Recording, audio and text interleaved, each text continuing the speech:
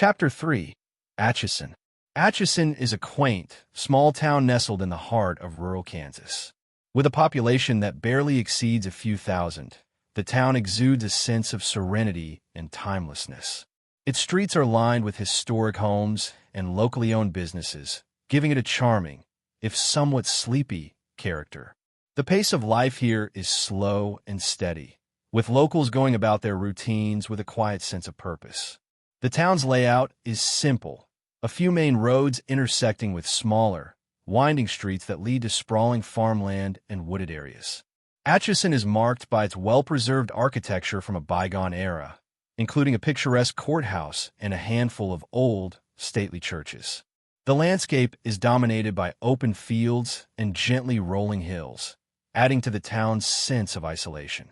Despite its serene appearance, Atchinson has a reputation for being somewhat aloof to outsiders. Newcomers often find the residents to be reserved and reticent, with a general air of secrecy. Conversations with locals are typically polite but brief, and there's an unspoken sense of distance that can be palpable to those not familiar with the community. The townspeople tend to keep to themselves, and while they may offer a friendly nod or smile, they are cautious about engaging with strangers. The sense of community is strong, but it is a community that prefers to remain insular and self-contained. Overall, Atchinson is a place where old-world charm meets a guarded disposition, creating an environment that feels both serene and subtly enigmatic to those who venture into its quiet corners. For Katherine Blanchard, Atchinson is a place that exists mostly in fragments of her childhood memories. She was born there and lived there until she was 4 or 5, but her recollections are blurred by the passage of time. The town's once vibrant atmosphere now feels distant, replaced by a sense of eerie abandonment that she only partially remembers. Her childhood days were filled with fleeting moments of innocent joy, playing hide-and-seek with friends in the shadowy corners of old houses and exploring the overgrown paths that wound through the nearby woods. Yet, these memories are interspersed with a sense of unease she couldn't quite place as a child. Atchinson, in its present state, is far from the picture of a welcoming community. The air is often thick with an unsettling chill, and the once bustling park where she had spent carefree afternoons is now overgrown and eerily silent. The few remaining townspeople move about their lives with a palpable sense of wariness. Their interactions with outsiders are marked by a cold reserve, a guarded distance that borders on hostility. Katherine's brief return as an adult reveals a town that has turned inward, its residents fiercely protective of their solitude and suspicious of any intrusions. The mansion on the outskirts of town, with its sprawling but unkempt yard, seems to fit this atmosphere of quiet menace. It stands isolated, far removed from the remaining clusters of houses, which are themselves few and far between. Katherine can't help but feel a peculiar attraction to its seclusion.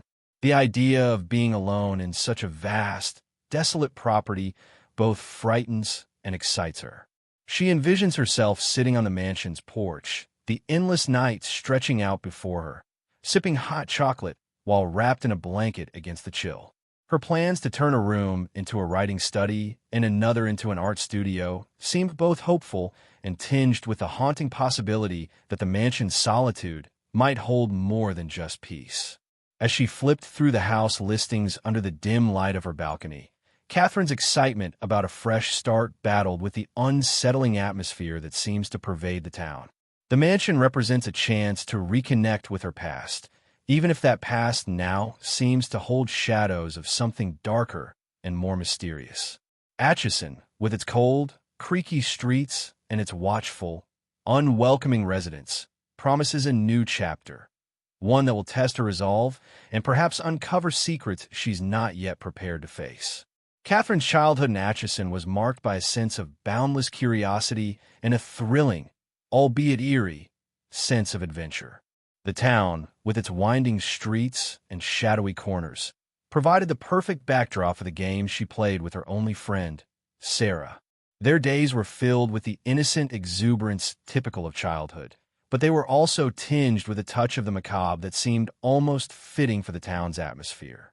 Sarah and Katherine had been inseparable, their bond forged through their shared love of adventure and their fascination with the mysterious.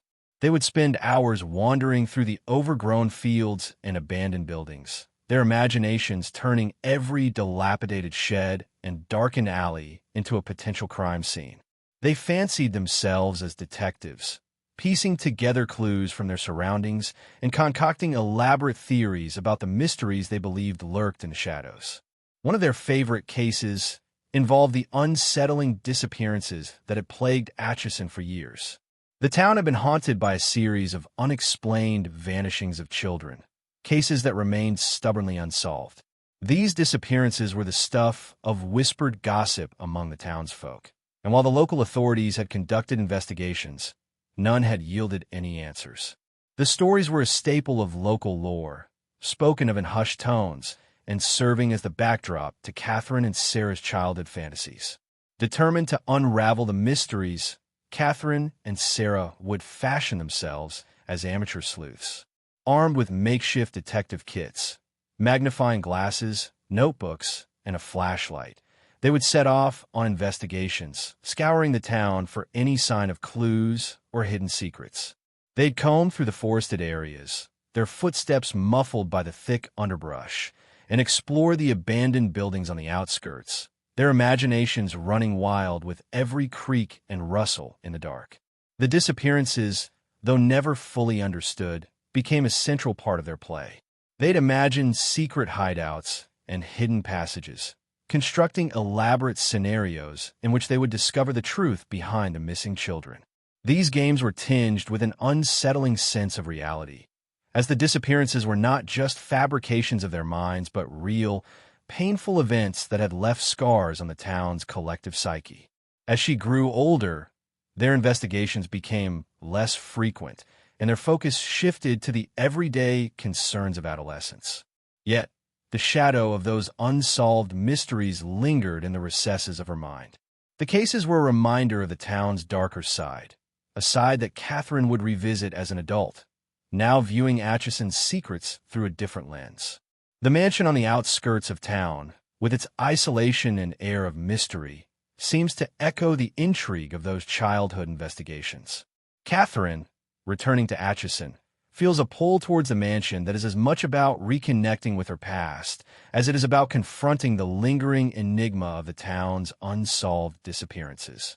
The ghostly remnants of her childhood games, intertwined with the real fears and secrets of Atchinson, now weave a complex tapestry of nostalgia and unease.